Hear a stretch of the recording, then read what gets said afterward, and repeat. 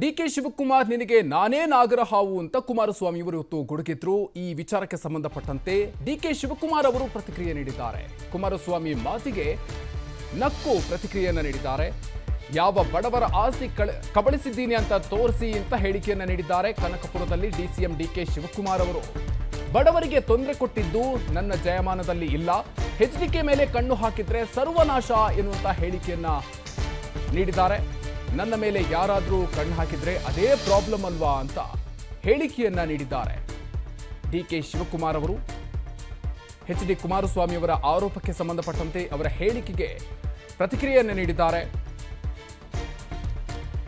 ನಕ್ಕು ಅವರು ರಿಯಾಕ್ಷನ್ ಕೊಟ್ಟಿದ್ದಾರೆ ಇದಕ್ಕೆ ಸಂಬಂಧಪಟ್ಟಂತೆ. ಇನ್ನು ಡಿಕೆ ಶಿವಕುಮಾರ್ ನಿನಗೆ ನಾನೇ ನಾಗರಹಾವು ಅನ್ನುವಂಥ ಕುಮಾರಸ್ವಾಮಿ ಅವರ ಹೇಳಿಕೆಗೆ ಸಂಬಂಧಪಟ್ಟಂತೆ ಡಿಕೆ ಶಿವಕುಮಾರ್ ಅವರು ವ್ಯಂಗ್ಯವಾಗಿ ಪ್ರತಿಕ್ರಿಯೆಯನ್ನು ನೀಡಿದ್ದಾರೆ. ಇನ್ನು ಯಾವ ಬಡವರ ಆಸ್ತಿಯನ್ನು ಕಬಳಿಸಿದ್ದೀನಿ ಅಂತ ತೋರಿಸಿ ಅಂತ ಸವಾಲನ್ನು ಹಾಕಿದ್ದಾರೆ.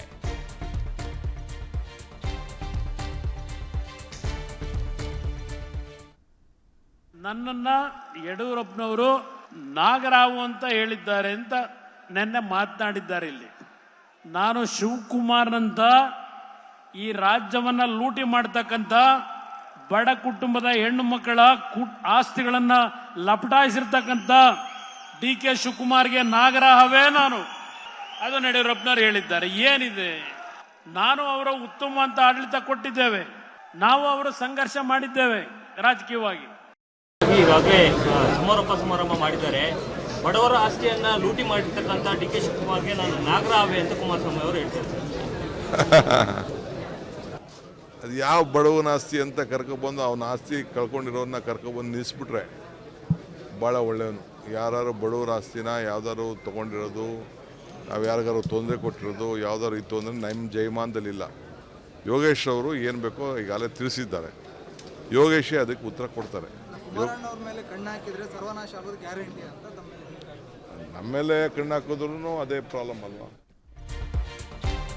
ಇನ್ನು ಸಿದ್ಧಾರ್ಥ ಸಾವಿಗೆ ಡಿಸಿಎಂ ಡಿಕೆ ಶಿವಕುಮಾರ್ ಕಾರಣ ಅನ್ನುವಂತ ಕುಮಾರಸ್ವಾಮಿ ಅವರ ಹೇಳಿಕೆಗೆ ಡಿಕೆ ಶಿವಕುಮಾರ್ ಅವರು ತಿರುಗೇಟನ್ನು ಕೊಟ್ಟಿದ್ದಾರೆ. ಅಯ್ಯೋ, ಕುಮಾರಸ್ವಾಮಿಯನ್ನ ಹುಚ್ಚಾಸ್ಪತ್ರೆಗೆ ಸೇರಿಸೋಣ ಅಂತ ಹೇಳಿದ್ದಾರೆ. ನನ್ನ ಎಸ್.ಎಂ. ಕೃಷ್ಣ ಸಂಬಂಧ ಏನು ಅಂತ ಅವ್ರಿಗೇನು ಗೊತ್ತಿದೆ, ಪಾಪ ಎಚ್ಡಿಕೆ ಮೆಂಟಲ್ ಆಗಿದ್ದಾರೆ ಅಂತ ಕಾಣಿಸುತ್ತೆ. ನಮ್ಮ ಹಿತೈಷಿಗಳಿಗೆ ಹೇಳಿ ಅವರನ್ನ ಹುಚ್ಚಾಸ್ಪತ್ರೆಗೆ ಸೇರಿಸೋಣ ಅಂತ ಕನಕಪುರದಲ್ಲಿ ಡಿಸಿಎಂ ಡಿಕೆ ಶಿವಕುಮಾರ್ ತೀವ್ರ ವಾಗ್ದಾಳಿಯನ್ನ ನಡೆಸಿದ್ದಾರೆ.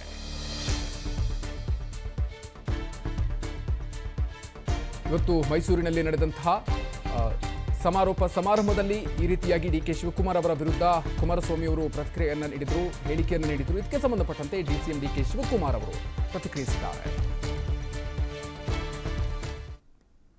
ಹೇಳಿದ್ದಾರೆ ಶಿವಕುಮಾರ್ ಅವರು, ನನ್ನ ಮಗನ ರಾಜಕೀಯದ ಭವಿಷ್ಯಕ್ಕೆ ನನ್ನ ಅಣ್ಣನ ಮಗನನ್ನ ಜೈಲಿಗೆ ಕಳಿಸಿದ್ದೇನೆ ಅಂತ ಹೇಳಿ ನನ್ನ ಮೇಲೆ ಈ ವೇದಿಕೆ ಮೇಲೆ ಹೇಳಿದ್ದೀರಿ.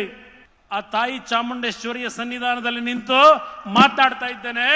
ಮಿಸ್ಟರ್ ಶಿವಕುಮಾರ್, ಯಾವ ಎಸ್ ಎಂ ಕೃಷ್ಣ ಅವರು ಕೊತ್ವಾಲನ್ ಜೊತೆ ಜೀವನ ಮಾಡ್ಕೊಂಡಿದ್ದಂತ ನಿಮಗೆ ರಾಜಕೀಯದಲ್ಲಿ ಜನ್ಮ ಕೊಟ್ಟಿದ್ರು. ಆ ಕುಟುಂಬದ ಒಬ್ಬ ಶ್ರಮಜೀವಿ ಸಿದ್ಧಾರ್ಥ ಅವರ ಮರಣಕ್ಕೆ, ಆತ್ಮಹತ್ಯೆಗೆ ಕಾರಣ ಯಾರು? ಜನಗಳ ಮುಂದೆ ಇಡ್ತೀರಾ? ಹುಚ್ಚಾಸ್ಪತ್ರೆಗೆ ಕುಮಾರಸ್ವಾಮಿಗೆ ಮೆಂಟಲ್ ಹಾಸ್ಪಿಟ್ಲಿಗೆ ಸೇರಿಸೋಣ. ಅವ್ರ ತಂದೆ ಮೇಲೆ 85ರಲ್ಲಿ ಅಸೆಂಬ್ಲಿಗೆ ನಿಂತಿದ್ದೀನಿ ನಾನು. ಬಂಗಾರಪ್ಪನವ್ರ ಸಂಪುಟದಲ್ಲಿ ಮಂತ್ರಿಯಾಗಿದ್ದೀನಿ ನಾನು.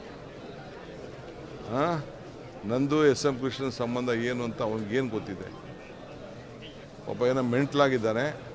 ಒಂದು ಹಾಸ್ಪಿಟ್ಲಿಗೆ ಎನ್ಕ್ವೈರಿ ಮಾಡ್ಸೋಕ್ಕೆ ಸ್ವಲ್ಪ ಅವರ ಪಾರ್ಟಿಯವ್ರಿಗೋ ಅವ್ರ ಲೀಡ್ರ್ಗಳಿಗೋ ಯಾರು ಹಿತೈಷಿಗಳು ಯಾರು ಇದ್ದರೆ ಹೇಳ. ಇನ್ನು ಡಿಕೆ ಶಿವಕುಮಾರ್ ಬಗ್ಗೆ ಪದೇ ಪದೇ ಜೈಲಿನ ವಿಚಾರ ಪ್ರಸ್ತಾಪ ಮಾಡ್ತಾ ಇರುವ ವಿಚಾರಕ್ಕೆ ಸಂಬಂಧಪಟ್ಟಂತೆ ಕನಕಪುರದಲ್ಲಿ ಡಿಸಿಎಂ ಡಿಕೆ ಶಿವಕುಮಾರ್ ತಿರುಗೇಟನ್ನು ನೀಡಿದ್ದಾರೆ. ಮೊದಲಿನಿಂದಲೂ ಕೂಡ ದೊಡ್ಡ ಸಂಚಲನ ನಡೆಸಿಕೊಂಡು ಬಂದಿದ್ದಾರೆ. ಡಿಕೆಶಿಯನ್ನ ಜೈಲಿಗೆ ಕಳಿಸ್ತೀವಿ ಅಂತ ಈ ಹಿಂದೆ ಕೂಡ ಹೇಳಿದ್ದಾರೆ. 10 ತಿಂಗಳಲ್ಲಿ ಸರ್ಕಾರವನ್ನ ತೆಗಿತೀವಿ, ಡಿಕೆ ಶಿವಕುಮಾರ್ ಅವರನ್ನ ಜೈಲಿಗೆ ಕಳಿಸ್ತೀವಿ ಅಂತ ಹೇಳ್ತಾರೆ. ಎಲ್ಲದಕ್ಕೂ ಕೂಡ ಒಂದು ಲಿಮಿಟೇಷನ್ ಅನ್ನೋದು ಇದೆ ಅಂತ ಡಿಸಿಎಂ ಡಿಕೆ ಶಿವಕುಮಾರ್ ಅವರು ಇವತ್ತು ಹೇಳಿಕೆಯನ್ನ ನೀಡಿದ್ದಾರೆ. ತೆಗಿತೀವಿ ಅಂತ ಎಲ್ಲಿ ಹೇಳಿದೀವಿ? ನಾವು ಸರ್ಕಾರ ತೆಗಿತೀವಿ ಅಂತ ಹೇಳಿದೀವ? ನಾವೆಲ್ಲೂ ಹೇಳಿಲ್ಲ. ರಾಜಣ್ಣನ ಹೇಳಿಕೆ ಏನು, ಸತೀಶ್ ಜಾರಕಿಹೊಳಿ ಹೇಳಿಕೆ ಏನು, ಯಾರ್ಯಾರ ಹೇಳಿಕೆ ಏನೇನು ನೀವು ಕೊಟ್ಟಿದ್ದೀರಿ?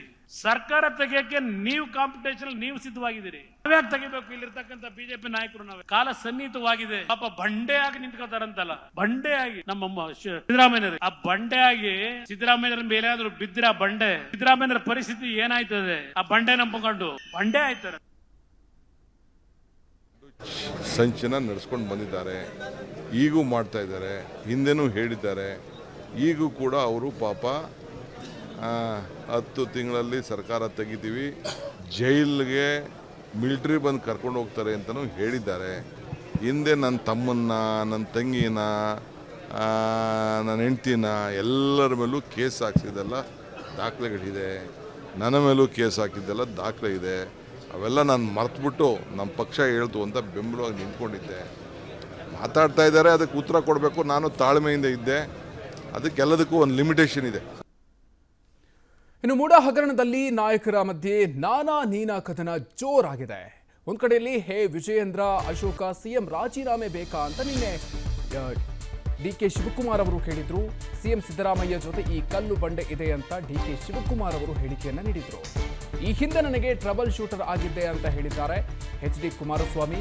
ಆ ಬಂಡೆ ನಂಬಿ ಹೋಗಿದ್ದಕ್ಕೆ ನನ್ನ ತಲೆ ಮೇಲೆ ಬಂಡೆ ಬಿದ್ದಿದ್ದು. ಆ ಬಂಡೆಯನ್ನು ಸ್ವಲ್ಪ ದೂರ ಇಟ್ಟಿದ್ರೆ ಏನೂ ಆಗ್ತಾ ಇರಲಿಲ್ಲ ಅಂತ ಎಚ್.ಡಿ. ಕುಮಾರಸ್ವಾಮಿ ಅವರು ಹೇಳಿದ್ದಾರೆ. ಈಗ ಸಿದ್ದರಾಮಯ್ಯಗೆ ಬಂಡೆ ರೀತಿ ನಿಂತಿದ್ದೀನಿ ಅಂತಿದ್ದಾರೆ ಅಂತ ವ್ಯಂಗ್ಯವಾಗಿ ಎಚ್.ಡಿ. ಕುಮಾರಸ್ವಾಮಿ ಅವರು ಹೇಳಿಕೆಯನ್ನ ನೀಡಿದ್ದಾರೆ.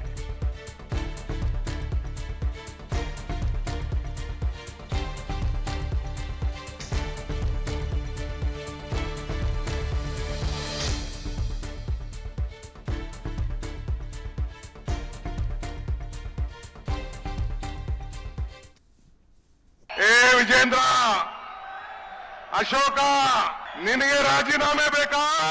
ಕಲ್ಲು ಬಂಡೆ ಅಂತ ಹೇಳಿ ಮಾಧ್ಯಮದವ್ರು ಹೇಳಿದ್ರು. ಕಲ್ಲು ಪ್ರಕೃತಿ, ಕಡದರ ಆಕೃತಿ, ಪೋಷಿಸಿದ ಸಂಸ್ಕೃತಿ. ಈ ಬಂಡೆ ಸಿದ್ದರಾಮಯ್ಯನ ಜೊತೆ ಇದೆ. ಈ ಮಾತನ್ನ ಈ ಸಂದರ್ಭದಲ್ಲಿ ಹೇಳಲಿಕ್ಕೆ ನಾನು ಬಯಸ್ತಾ ಇದ್ದೇನೆ. ಈ ಬಂಡೆ ಜೊತೆ 136 ಜನ ಶಾಸಕರಿದ್ದಾರೆ. 1,80,00,000 ಜನ ಮತದಾರರು ಏನು ಮತವನ್ನು ಕೊಟ್ಟಿದ್ದಾರೆ. ಆ ಮತದಾರರು ಸಿದ್ದರಾಮಯ್ಯನ ಜೊತೆ ಇದೆ. ಇದನ್ನ ತಾವು ಗಮನದಲ್ಲಿ ಇಟ್ಕೊಳ್ಬೇಕು. ಆದ್ರಿಂದ ಅದೇನೋ ಸಿದ್ದರಾಮಯ್ಯನವರ ಪರವಾಗಿ ಕಲ್ಲು ಬಂಡೆ ತರ ನಿಂತವ್ರಂತೀಗ ಈ ಶಿವಕುಮಾರು ಸಿದ್ದರಾಮಯ್ಯನವರು ಮುಂದುವರಿಲಿಕ್ಕೆ ಬಂಡೆ ತರ ಇದ್ದೇನೆ ಅಂತ ಹೇಳಿದ್ದಾರೆ.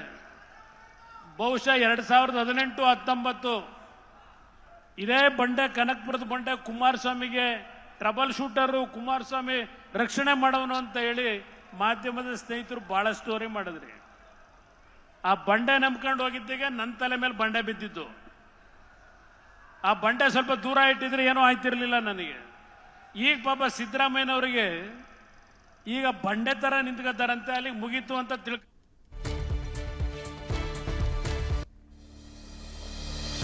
ಇನ್ನು ನನ್ನ ಅಧ್ಯಕ್ಷತೆಯಲ್ಲಿ ಕಾಂಗ್ರೆಸ್ 136 ಸ್ಥಾನಗಳಲ್ಲಿ ಗೆದ್ದಿದೆ.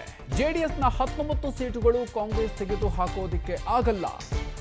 ಇನ್ನು 10 ವರ್ಷ ಈ ಸರ್ಕಾರವನ್ನು ಮುಟ್ಟಕ್ಕಾಗಲ್ಲ ಅಂತ ಡಿಕೆ ಶಿವಕುಮಾರ್ ಅವರು ನಿನ್ನೆ ಹೇಳಿದ್ರು.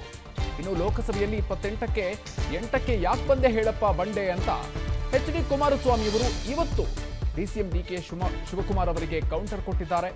ಇವತ್ತು ಮೈಸೂರಿನಲ್ಲಿ ನಡೆದಂತಹ ಪಾದಯಾತ್ರೆ ಸಮಾರೋಪ ಸಮಾರಂಭದಲ್ಲಿ ಈ ರೀತಿಯಾಗಿ ಕಾಲೆಳೆದಿದ್ದಾರೆ. ನಿನ್ನೆ ಡಿಕೆ ಶಿವಕುಮಾರ್ ಅವರು ಹೇಳಿಕೆಯನ್ನ ನೀಡಿದ ಹೇಳಿಕೆಗೆ ಸಂಬಂಧಪಟ್ಟಂತೆ ಈ ರೀತಿಯಾಗಿ ಕುಮಾರಸ್ವಾಮಿ ಅವರು ಕೌಂಟರ್ ಕೊಟ್ಟಿದ್ದಾರೆ. ಅಶೋಕ, ಮಿಸ್ಟರ್ ವಿಜೇಂದ್ರ, ನೀವು 170-180 ಜನ ಶಾಸಕರುಗಳನ್ನ ಹಿಂದೆ ಕರ್ಕೊಂಡು ಆಪರೇಷನ್ ಲೋಟಸ್ ಮಾಡಿ ಅನೇಕ ಸರ್ಕಾರಗಳನ್ನ ತೆಗೆದುಹಾಕಿದ್ರಿ. ಕುಮಾರಸ್ವಾಮಿ ನಿನ್ನ ಮುಖಂಡತ್ವದಲ್ಲಿ 19 ಸೀಟ್ ಮಾತ್ರ ಗೆಲ್ತು. ಈ ಡಿಕೆ ಶಿವಕುಮಾರ್ ಮುಖಂಡತ್ವದಲ್ಲಿ ಅಧ್ಯಕ್ಷತೆಯಲ್ಲಿ 136 ಸೀಟ್ ಗೆದ್ದಿದೆ. ಈ ಬ್ರಿಟಿಷ್ ಅವರು 200 ವರ್ಷ ಆಳಿದ್ರು ಕೂಡ ಈ ಕಾಂಗ್ರೆಸ್ ತೆಗೆದಾಕಕ್ಕಾಗ್ಲಿಲ್ಲ. ನಿನ್ನ 19 ಸೀಟು ಈ ಬಡ ಜನತೆಯ ಶಕ್ತಿ, ಈ ಕಾಂಗ್ರೆಸ್ ಶಕ್ತಿ, ಇದನ್ನ ನಿನ್ನ ಕೈಲಿ ಇನ್ನ 2 ಜನ್ಮ ತಾಳಿದ್ರು ಕೂಡ ನೀನು ಬಿಜೆಪಿಯವರು ಸೇರ್ಕೊಂಡು ಏನೇ ಕುತಂತ್ರ ಮಾಡಿದ್ರು ನಿನ್ ಕೈಲಿ ಮಾಡ್ಲಿಕ್ಕೆ ಸಾಧ್ಯ ಇಲ್ಲ. ಇವತ್ತು ಸಿದ್ದರಾಮಯ್ಯನವರ ರಾಜೀನಾಮೆ ಬೇಕಾ ನಿನ್ಗೆ? ಏನಾದ್ರೆ ಮೊನ್ನೆ ಅಸೆಂಬ್ಲಿ ಚುನಾವಣೆಯಲ್ಲಿ ಆಯ್ತಪ್ಪ 136 ಕೊಟ್ರು. ಅದೇ ಈಗ ಲೋಕಸಭೆ ಚುನಾವಣೆಯಲ್ಲಿ 2024 ಮೊನ್ನೆ 28 ಸ್ಥಾನದಲ್ಲಿ 8 ಸ್ಥಾನಕ್ಕೆ ಯಾಕೆ ಬಂದು ನಿಂತ್ರಿ? 28 ಸ್ಥಾನದಲ್ಲಿ 136 ಗೆದ್ದವರು 8 ಸ್ಥಾನಕ್ಕೆ ಯಾಕೆ ಬಂದು ನಿಂತ್ರಿ? ಬಹುಶಃ ಯಾರಾದ್ರೂ 9 ಅಂತ ಕೂಗಬಹುದು ಇಲ್ಲಿ. ಆ 9ನೇದು ಯಾವ ರೀತಿ ತಗೊಂಡ್ರು ಅನ್ನೋದು ಗೊತ್ತು. ಅದಕ್ಕೆ ನಾನು 8 ಅಂತಲೇ ಹೇಳೋದು. ಈ 8 ಸ್ಥಾನಕ್ಕೆ ಬಂದರಲ್ಲ, ಈಗೇನು ಹೇಳ್ತೀಯಪ್ಪ ನಿನ್ನ ಅಧ್ಯಕ್ಷಗಿರಿಲಿ? ಯಾತಕ್ಕೆ 28ರಿಂದ 8ಕ್ಕೆ ಬಂದೆ?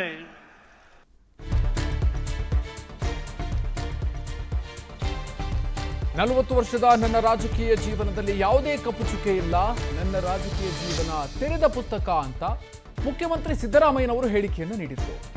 ಇನ್ನು ಇದಕ್ಕೆ ಸಂಬಂಧಪಟ್ಟಂತೆ ಕೂಡ ಎಚ್ ಡಿ ಕುಮಾರಸ್ವಾಮಿ ಅವರು ಇವತ್ತು ತಿರುಗೇಟನ್ನು ಕೊಟ್ಟಿದ್ದಾರೆ. ಚಡ್ಡಿಯೆಲ್ಲ ಕಪ್ಪು ಚುಕ್ಕೆ ಮಾಡಿಕೊಂಡಿದ್ದಾರೆ ಅಂತ ತಿರುಗೇಟನ್ನು ಕೊಟ್ಟಿದ್ದಾರೆ ಎಚ್ ಡಿ ಕುಮಾರಸ್ವಾಮಿ.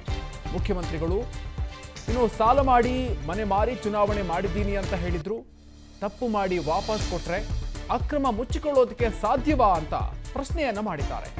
ಸಮಾವೇಶದಲ್ಲಿ ಕೇಂದ್ರ ಸಚಿವ ಕುಮಾರಸ್ವಾಮಿ ಅವರು ಮುಖ್ಯಮಂತ್ರಿಗಳ ವಿರುದ್ಧ ಈ ರೀತಿಯಾಗಿ ವಾಗ್ದಾಳಿಯನ್ನ ನಡೆಸಿದ್ದಾರೆ. ನಿನ್ನೆ ಸಿಎಂ ಸಿದ್ದರಾಮಯ್ಯನವರು ಸಮಾವೇಶದಲ್ಲಿ ನೀಡಿದಂತ ಹೇಳಿಕೆಗೆ ಸಂಬಂಧಪಟ್ಟಂತೆ ಈ ರೀತಿಯಾಗಿ ತಿರುಗೇಟನ್ನು ಕೊಟ್ಟಿದ್ದಾರೆ ಎಚ್ ಡಿ ಕುಮಾರಸ್ವಾಮಿ ಅವರು. ದೀರ್ಘ ರಾಜಕಾರಣದಲ್ಲಿ ನನ್ನ ಮೇಲೆ ಯಾವುದೇ ಕಪ್ಪು ಚುಕ್ಕಿ ಇಲ್ಲ. ನನ್ನ ರಾಜಕೀಯ ಜೀವನ ತೆರೆದ ಪುಸ್ತಕ, ತೆರೆದ ಪುಸ್ತಕ. ಎಲ್ಲಪ್ಪ ಅರ್ಕಾವತಿ, ತೆರೆದ ಪುಸ್ತಕ. ನೆನ್ನೆ ಇಲ್ಲಿ ಭಾಷಣ ನಮ್ಮ ಸಿದ್ದರಾಮಯ್ಯನದು, ನನ್ನ ರಾಜಕೀಯ ಜೀವನ ತೆರೆದ ಪುಸ್ತಕ.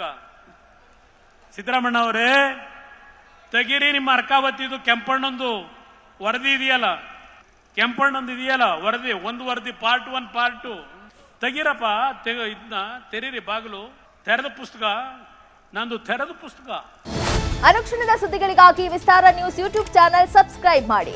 ಹೊಸ ಸುದ್ದಿಗಳ ನೋಟಿಫಿಕೇಶನ್ಗಾಗಿ ಬೆಲ್ ಐಕಾನ್ ಕ್ಲಿಕ್ ಮಾಡಿ. ಲೇಟೆಸ್ಟ್ ಅಪ್ಡೇಟ್ಸ್ಗಾಗಿ www.vistaranews.com ವೆಬ್ಸೈಟ್ಗೆ ವಿಸಿಟ್ ಮಾಡಿ. ಅಂಗೈಯಲ್ಲೇ ಜಗತ್ತಿನ ಸುದ್ದಿ ತಿಳಿಯಲು ವಿಸ್ತಾರ ನ್ಯೂಸ್ ಕನ್ನಡ ಆಪ್ ಡೌನ್ಲೋಡ್ ಮಾಡಿ.